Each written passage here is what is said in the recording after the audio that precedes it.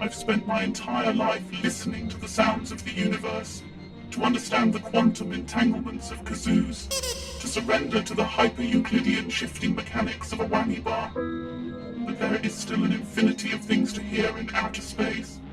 For example, now and then, I hear a shortwave story that totally fractures my reality. Wow. Shortwave Stories from Studio Jijiji, coming soon. Wow.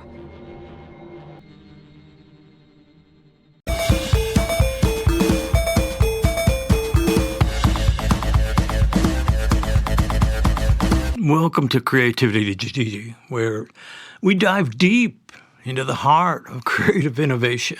My name is Chris McHale, and today we have a genuinely compelling guest and a good friend, someone who I've known for years and I just love, Lance Massey. Lance is going to take us through his journey at the intersection of music and technology, and this dude lives at the intersection of music and technology.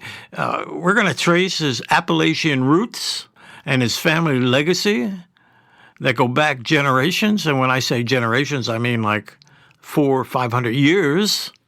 We're also going to discuss one of our proudest collaborations, the creation of the iconic ringtone for telecommunications giant T-Mobile. D-D-D-D-D. Remember that? I'm sure you do. I heard it just the other day. Join us as we uncover Lance's unique perspectives on sound and heritage and the evolving landscape of music in a tech-driven world. Let's go.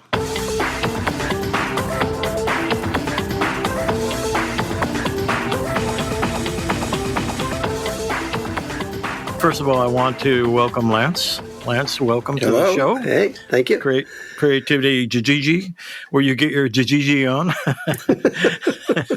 And I'd like you to, take us through, if you would. I mean, I consider there's no real defined route to having a creative career. I think it's kind of the opposite. See it as a labyrinth. So take us through your labyrinth, where you began, and how you ended up in New York City making a living as a sound designer.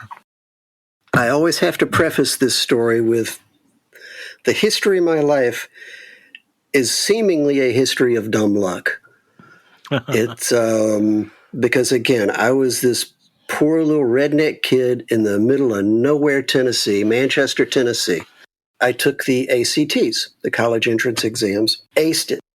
No idea how I did it. I swear to God, I closed my eyes and threw a dart and just scored really well. But because of that, Oberlin College / Conservatory reached out to me and said, hey, we'd like you to apply. Again, dumbass redneck kid, I never thought that I wouldn't get in. So it was the only college I applied to. Somehow got in. So great, there I am, little redneck kid, suddenly in the middle of a cornfield in Ohio, one of the best schools in the world. And in the basement of the conservatory, they had an electronic music studio. Again, out of the blue. It's like, okay, let's see what this does. And I fell in love. The machines, the music, the art. They had like the early computer music systems were still going on there. So it was like like what? I was like a fish to baseball, right? Yeah. What technology was there? Like in those early days? My God. Okay. Have you ever heard of the Bell Labs Alice machine? Sure. It was there.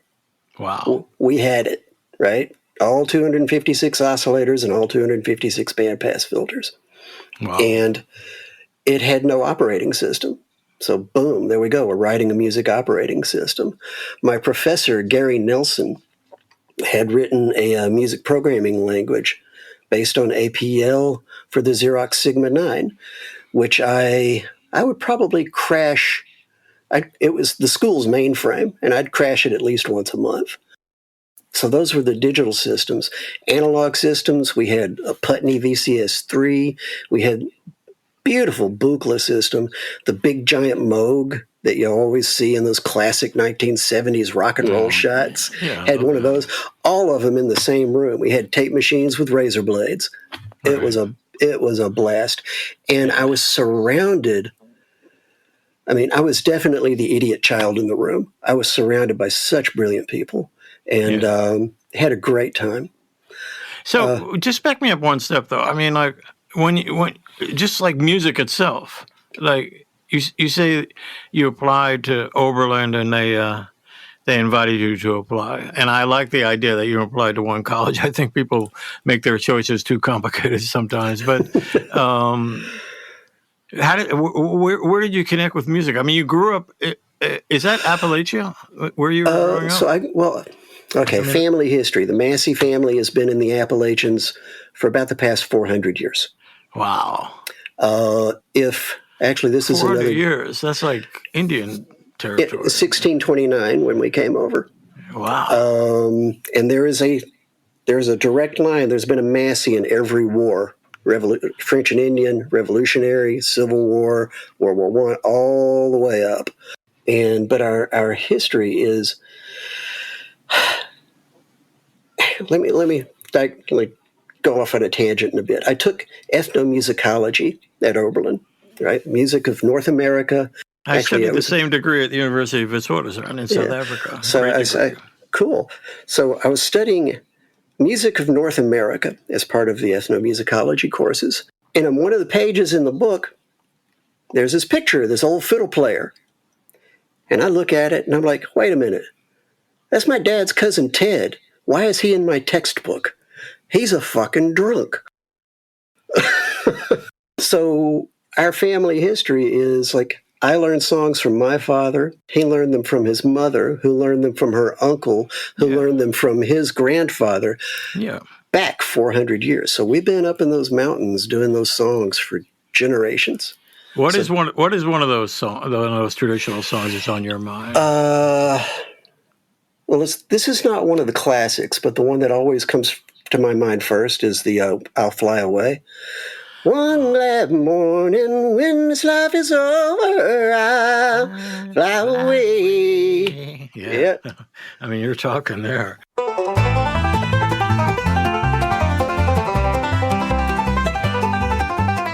When I was a kid, my father gave me an Alan Lomax collection, 10 records of roots music. Oh, and, I mean, I absorbed that like water when I was 12 years old. And we had the same one. Yeah, over my career, I mean, I've always referenced that. I mean, to me, if the music isn't rooted there, there's something wrong. I don't care if you're writing for a symphony orchestra or you're sitting in front of a gigantic antediluvian moog. There's an image. Yeah. Well, I went to the Moog Museum in Asheville, North Carolina. So that was like a really amazing experience to see the evolution of that machine. Okay, you're in Oberlin. You end up with a piece of paper in your hand, and you're like, okay, what can I do? And you went to New York City. Is that the story? Almost. I was going into my junior year, and of course, Oberlin's very academic, right? So it's all this art, avant-garde, classical music. And I'm thinking, 2 years, I'm going to be out on the streets. How am I going to make a living? And literally, the day that I asked that question, Keyboard Magazine plopped on my desk, and there was a picture of Suzanne Ciani on the cover with all these synthesizers making a living with electronic music. And I'm like, well, that's cool. So I thought, man, I'm going to find out how she does this. And Oberlin had an internship program in New York. And they said, you can basically define what you want to do for a semester. So I said, I want to work for her for a semester. Went through the paperwork, contacted her. Somehow she ended up picking up the phone and actually talking to me. She said, okay, we'll send a demo tape and we'll see what we can do. That's a whole other story because so I worked really, really hard on putting together this demo reel, put it on a cassette, sent it off. And then years later, Suzanne and I are sitting around over a glass of wine. And she said, Lance, I got to ask you, how did you have the fucking balls to send me a blank demo tape? And I was like, what? She said, yeah. Yeah.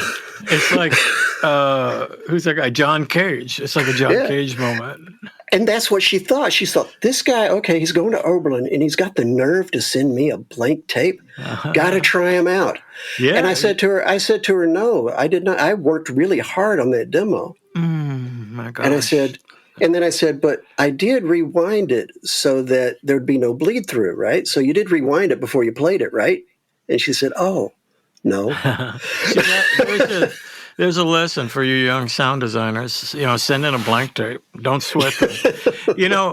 So the thing about this whole sound design world, I mean, it's really about the tools, and how you get them. So that must have been a real uphill battle for you, because right from the beginning, you were challenged to work with the tools, and that never ends, right? That still process doesn't. never ends. Still go. Yeah, still I want to going. get into the tools you're using now to do this work, but before we get there, where did you start? What tools? I've been to Chiani's studio on 23rd Street. It was a great place. I think Eddie Jocelyn ended up in that studio actually, but it was a great place, and she was on the edge, like most of the commercial houses and music houses in New York. It was all about pushing the technology, Suzanne certainly positioned herself in that marketplace as like state-of-the-art technology. So when you walked in there, what was there and how did you go about getting your hands around it? Okay, she was still on Park Avenue when I started, and there was the synclavier. There was a booklet in the corner, a Prophet 5 on one side, an Otari 24-track tape machine, and that was it. So really just the synclavier, the booklet, and the Prophet 5 were the main tools. And then she had like this box, she called it the voice box, which was basically an Evitide harmonizer, a Bode vocoder, a couple of delay lines. Those tools were amazing. Really. I mean, it doesn't sound like a lot of tools, but each of those tools you mentioned were just amazing and really haven't been duplicated. I mean, the way it wasn't only about the sounds that they were creating, but it was the way the musicians interfaced with the sound. I mean, you got your hands on it. You could kind of shape it physically. Oh, yeah. You actually had to play the thing. You actually had to play the thing. Yeah. I actually think that that's still the case, to be honest with you. If I was to give any advice to anybody starting out in any form of a career that involves music and sound, I would say, well, first of all, take 10 years of piano lessons, or if you can't deal with that, 10 years of guitar lessons. But even if you take 10 years of guitar lessons, you better take the piano lessons as well, because really, that's the typewriter of music, and it's never really changed. I mean, you can hear it. No. You can hear it. Like there's the sounds are out there, but when you hear sounds that are being played by a player, it's very different than sounds that are programmed by a player. Very different thing. Yeah. Oh, yeah. That's the way I see it. So let's just let's go here for a second, because what we're talking about is a timeline that's been going on for you for maybe 3 decades, because the Chiani story is from the 80s.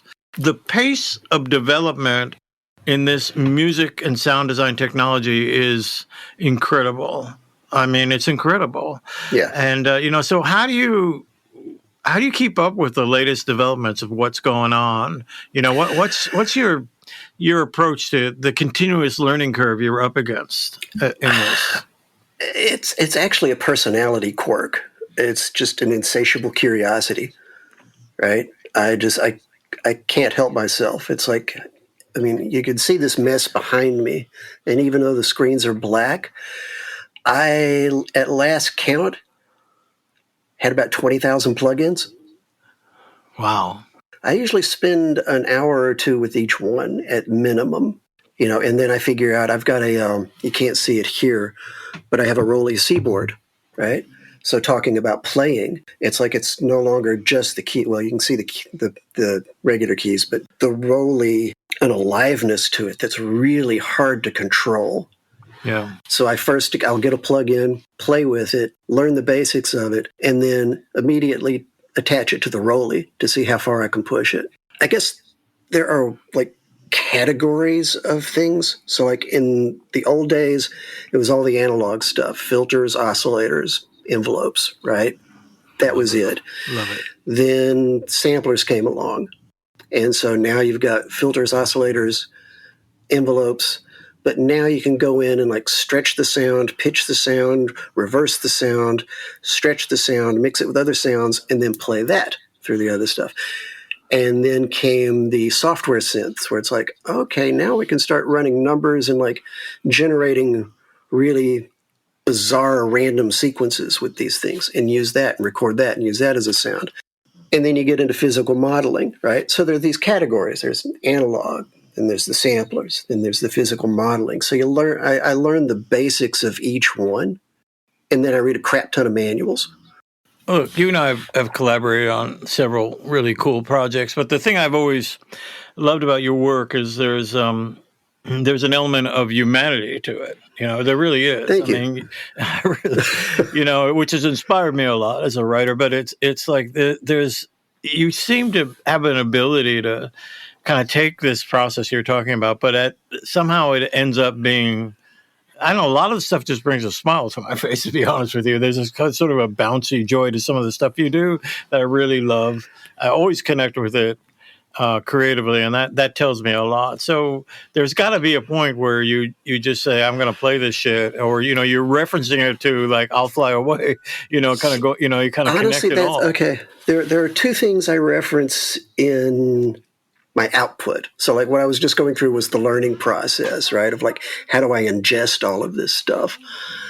But the output is always filtered through the energy of old time music, right? So, and white gospel specifically, like old Stephen Foster, like Gentle Annie, or Hard Times Come Again No More, or I'll Fly Away, or all that kind of stuff, right?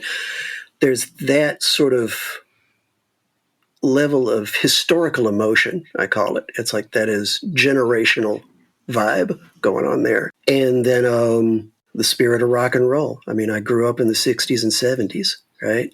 And I loved all the industrial stuff from the 90s and 2010 era EDM, right? It's got this energy to it.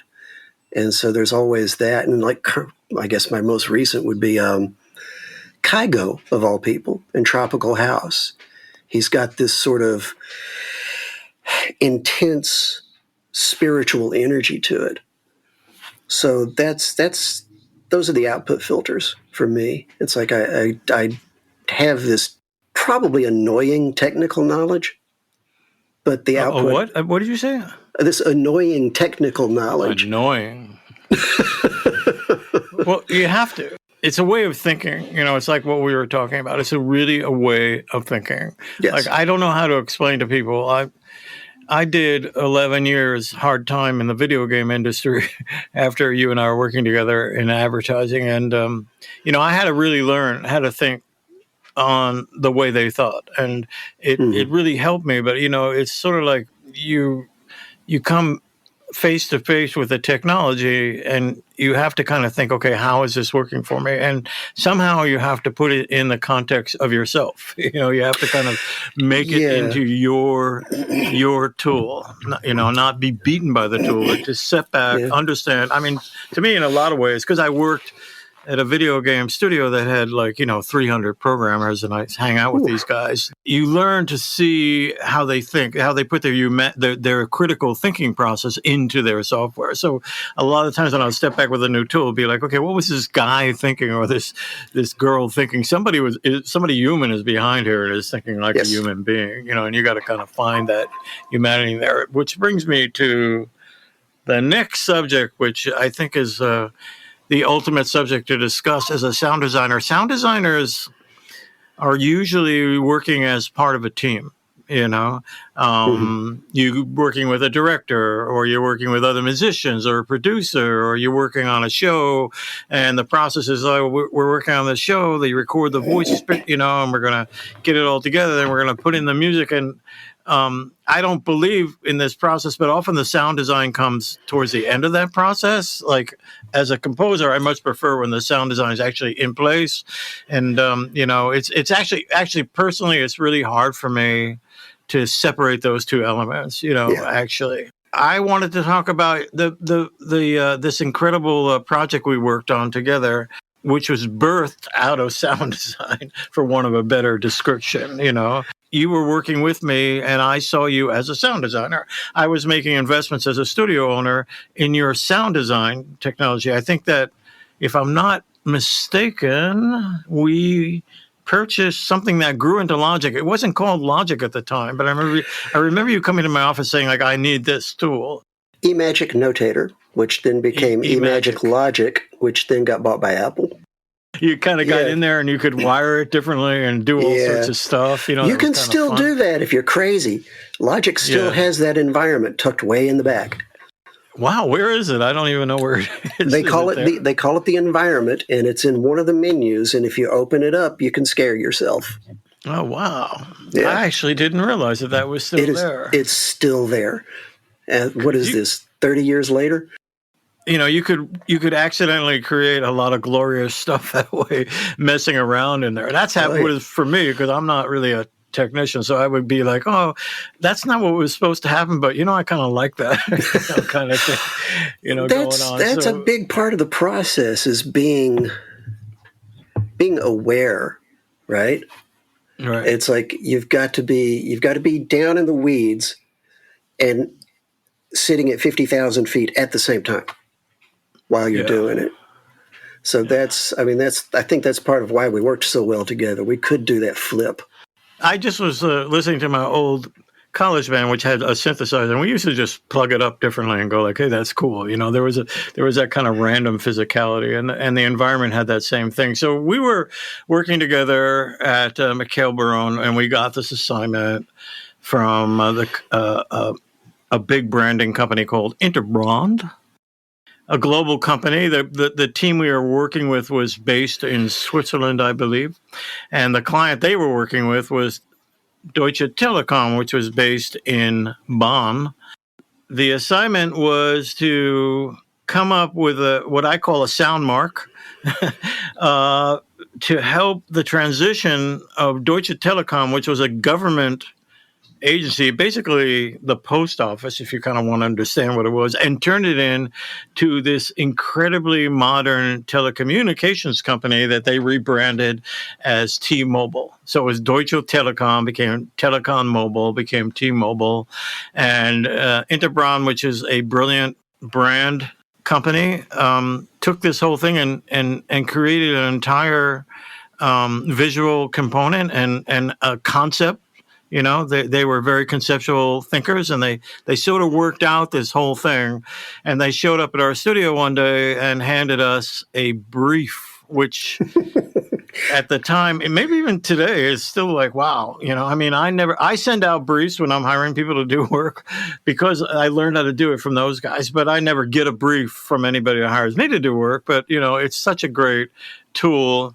And, I had some rules about this kind of work. Like I wanted a precise answer, a very conceptual answer. We went to work on that. But when I handed you this brief, take us through the process of how you got to where you got to.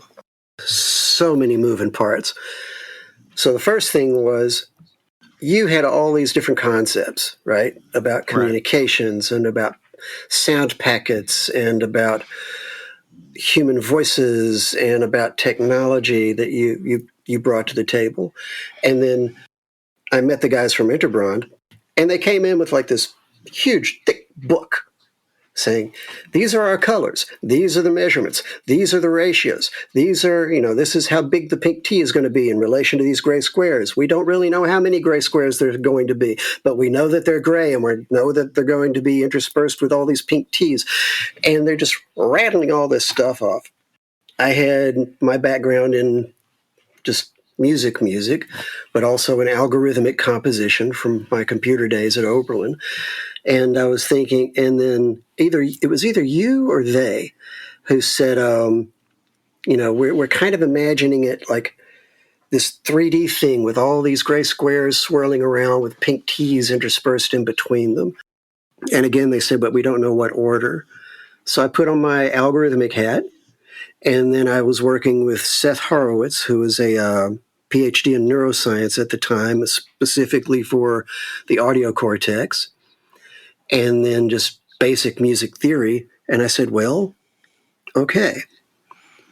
We need to somehow pull all of this together. And I ended up just saying, what if we assigned middle C to the gray square and the E above it to the pink T? And then we can just have ba-da-da-da-da, or we could have ba-da-da-da-da, or ba-da-da-da-da. You can have them in any order. It doesn't matter. Right. And I just want to clear this up for people listening. We are talking about the T-Mobile ringtone here, which you hear all the time, everywhere. If you're in an airport or sitting on a subway or sitting in a library trying to study and it annoyingly comes over. I think we accidentally created something that was very intrusive and very noisy. It has now been used. I mean, I just heard it on a T-Mobile commercial just a couple of days ago. So it's well over 20 years. It's been in circulation. So I still have the paperwork. I want to say this: Lance did that logo. I mean, I walked into his studio at Irving Place, and I heard it. I may have been the first person who heard it. You were. And, it came right out of his head into my ears. And I'm like, wow, that's the thing. The reason why I say that is because over the years, a lot of people have been out there claiming that they made this logo. There's been companies that have been built around, we did the T-Mobile logo. It's, there's people can say anything, I guess, these days, but it's bullshit. It comes out of this man's brain. And it was an incredibly successful creative event for us. Like I said, I like to be hyper-focused and to look for one idea. And like literally, it took me 1 second to hear this thing and go like, that's it. We're done with that portion of the program. 2.74 seconds, actually. Yeah, 2.74 seconds. And I think you played it live, I believe, on our 7.5-foot Yamaha piano, I think. That was the first time I played it for anybody else was there. I actually put it together in Logic. Right. I was like, because I think, well, I've told you this before too. It's like underneath it, very, very, very quietly, there's a pedal G. And that's what I worked out in the studio before I played it for everybody. Because I was like, the ba-da-da-da-da. I said, that was cool, but it didn't have any life to it. It was just kind of flat. And then I put that G just ringing underneath it. And it just kind of lifted the whole thing.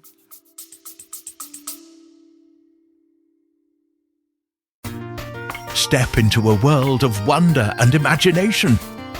Join us on an enchanting adventure with Wonderlit, the all-new storytelling podcast crafted for curious listeners of all ages.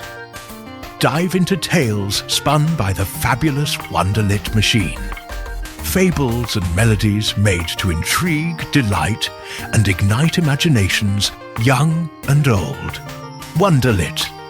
A world of stories awaits you, brought to life by Studio Jijiji. Coming soon to wherever you listen to your favorite podcasts. Are you ready to wonder?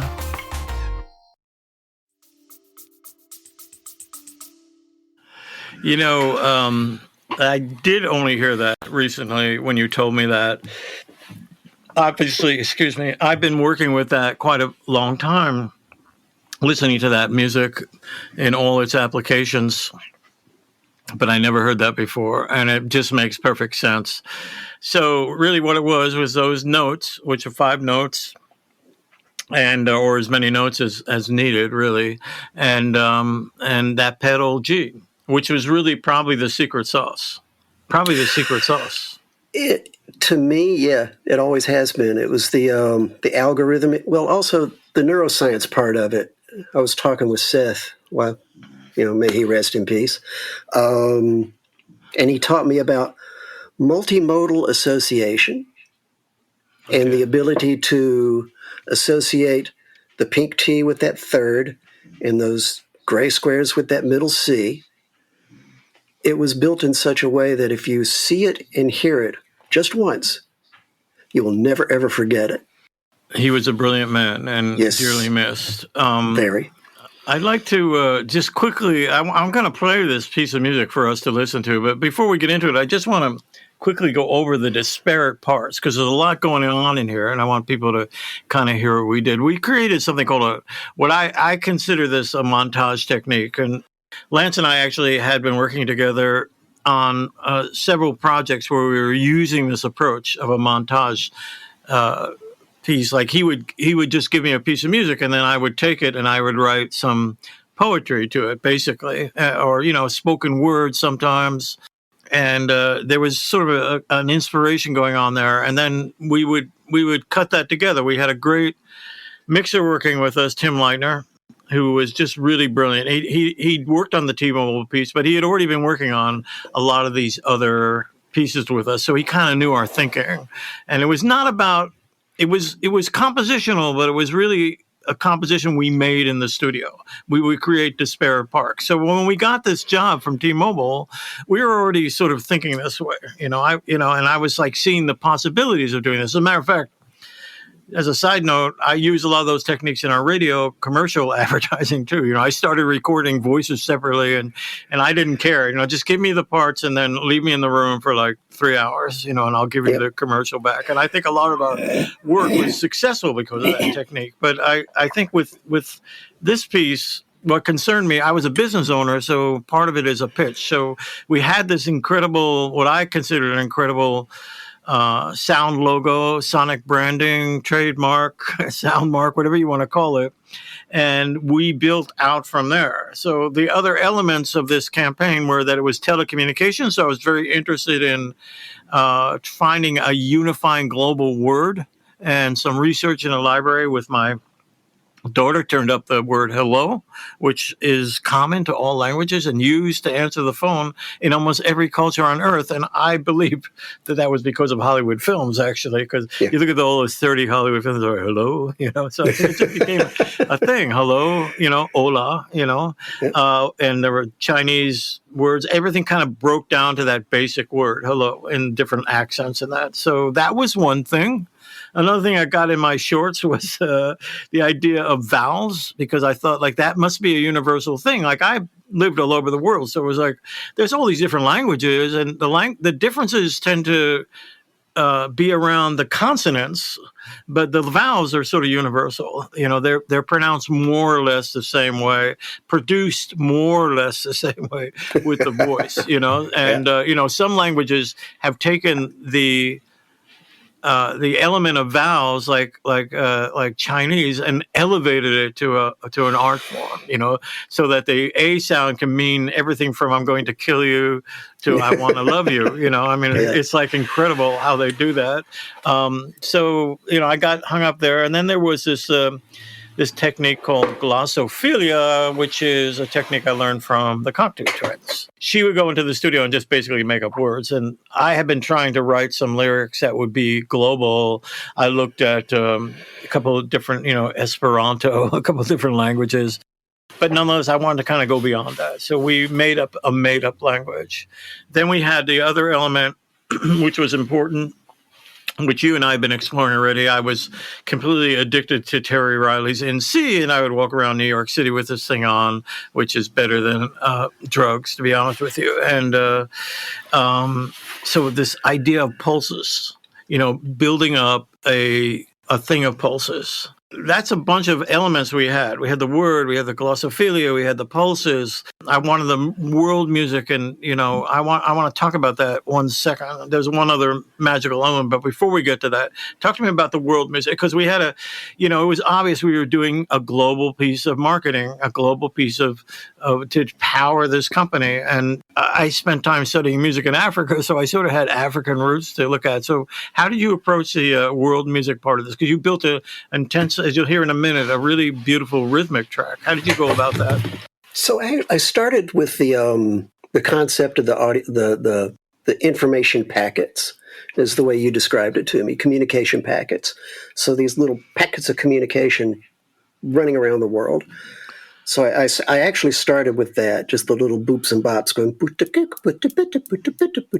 right? Then on top of that, somebody had mentioned there was a bicycle team. And I thought, well, that's cool. So I basically used some shakers and did some sound design to emulate the sound of a bicycle team, right? Right. So I kept that rhythm going. So that felt good. But then I was thinking the thing that's going to set it off for world music to me was going to be like the bass line.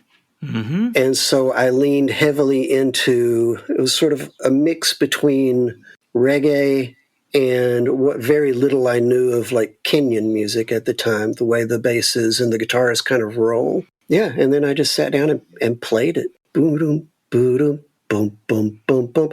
I used a pentatonic scale because, again, it's universal. That's pretty much the story of the world music part of it from me. Well, the missing magical element was Mike Harvey, okay, who is well, that's your part. That's your part of the world music. You thought of Mike, and you thought of, okay, let's throw Mike into this thing and take it up a notch. Mike is.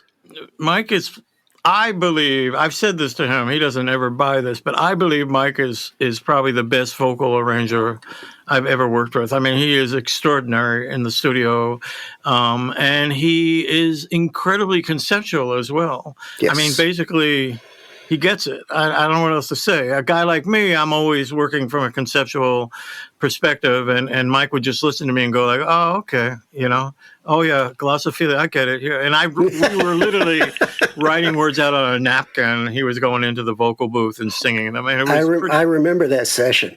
Yeah, that was magic.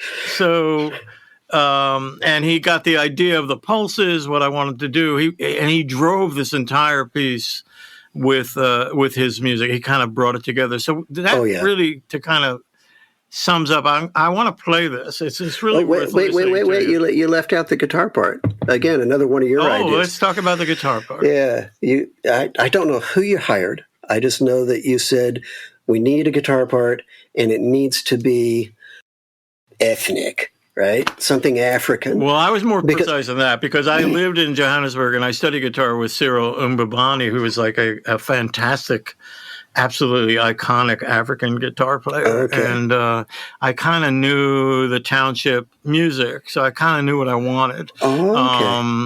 I'm not sure who we brought in either, but the player we brought in got it. Probably, knowing us, it was probably some authentic player. If you're out there, player, please reach out to me because I would love to give you credit because the guitar part was like that was the final icing on the cake. It's like I laid the basic foundation, which was okay, right? It was a nice solid foundation. Mike took it to another level, and I remember this. You were sitting there saying it needs something else, and then you popped up and you said, "Guitar. It needs African guitar." Yeah. And you brought this guy in, and it closed the deal. It was beautiful. Yeah, it was a global piece of music. Let's take a second to listen to this thing, okay? Cool.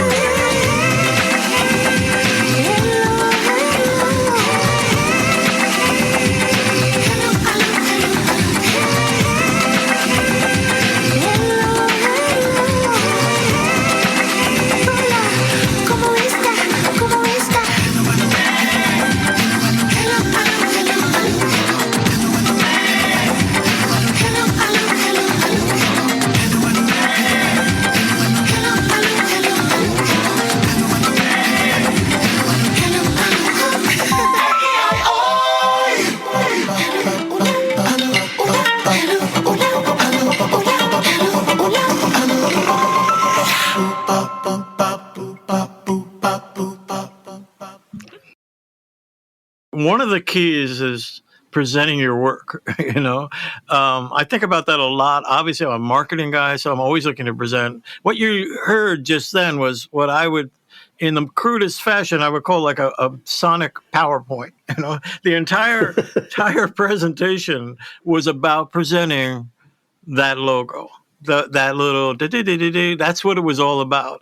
And I think the reason why it was so successful, and I think the reason why it created the revenue it created, was because of the presentation. Because we didn't just send in 5 notes. What we did, we sent this thing in the middle of a gorgeous context. Yes. This is where this is coming from. We gave it context, and it's so critical.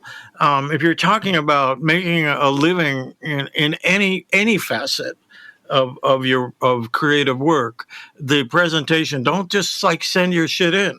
Like we used to, I used to work at an advertising agency when I would run these little mnemonic, what they used to call mnemonics, corporate acoustics, these little sound, and we would get like 200. It's like ridiculous. Every composer I asked to send me something would send me 30 or 40. It was just like bullshit. I mean, really, It was bullshit. We sent in one. We sent in one logo. That's like me and my college application. Yeah, exactly. That's why I responded to that, or the blank tape. It's like, what? Just like, in a way, it's kind of like let the angels just take it over for you. This is our logo, and this is how we're hearing it. Because as you said, it was very conceptual. I'm a conceptual producer, and I they were a conceptual client, and you're a conceptual sound designer and composer. And it was important to us to say, like, this is our concept. I mean, it's not just this logo, it's this whole thing. And that turned into actually a recording contract with BMG and an entire record, Clan Chi, and all sorts of stuff. But more than anything, it's still on the air today and still as powerful as ever. And I don't think many people have heard that music. But believe me, when they heard that music at Interbron, it sort of blew them through the back wall. So take the time to take your precious ideas, think them through, figure it out. Don't just like start sitting down in front of a computer and start composing shit. Like step back and get an idea. Yes. I'm an agency trained creative in a lot of ways. And, I worked with a guy called Keith Reinhardt, who was a marketing genius in his way. And it was all about the big idea. What's the big idea? You're looking for the big idea. Well, our big idea were these 5 notes, but we wanted to show how big of an idea our idea was. This was a piece that, and we broke it down into disparate parts and said, you can use this piece and you can use that piece. You can use all the different pieces, because we had worked with a musical montage technique. Like what we did was we put all this together, and then we all left the studio and we left it in the hands of Tim Leitner, who was a genius at this stuff. And we came back into the studio, I don't know how many hours later, at the speed we worked, probably only a couple hours later. But we walked in and we heard what you just heard. I mean, it was like, that's it. It came together. I don't think we made any more changes from what you hear right there. It was. I don't remember any revisions. Yeah, we're done, and we sent it off. And 2 weeks later, I'm on a plane with my partner Joe Barone to Germany. To cut a deal. It's just so important. Every success I've had as a writer, as a musician, whatever I get up to, has always been presented in a way that just like brings people in. It's the candy store. I mean, we built this incredible piece of ear candy to get this thing done. And it's work that we can be proud of all these years later. I got to get Tim on this show, and I got to get Mike on this show too. But, I think that there was a sort of a magic that happened in that studio. It was a magic studio, and that was a piece of magic that we got out of there. That was really something else. Yeah. Lance, I want to thank you for joining us today. It's my pleasure. And that wraps up this episode of Creativity Jijiji. I'm your host, Chris McHale, and I want to give a big thanks to Lance Massey for joining us and sharing his insights into the intersection of music and technology. And we hope you enjoyed this journey of creativity and innovation and behind the scenes of this incredibly complex world. Before we go, check out Clan Chi.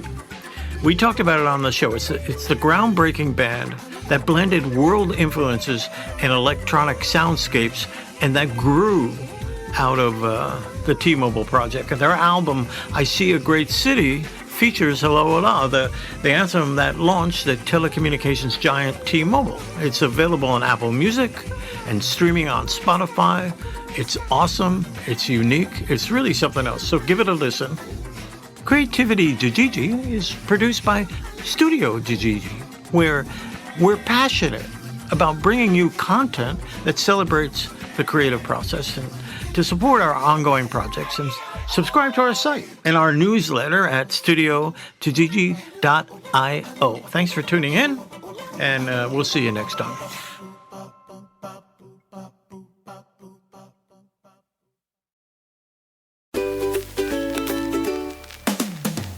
At studiojijiji.io, where every story's got a spark to glow. From whispers soft to a mighty roar, step inside and hear so much more. Every beat is a tale untold, every wave a dream to hold. In the heart of sound we're alive. Studio Jijiji, come take a dive.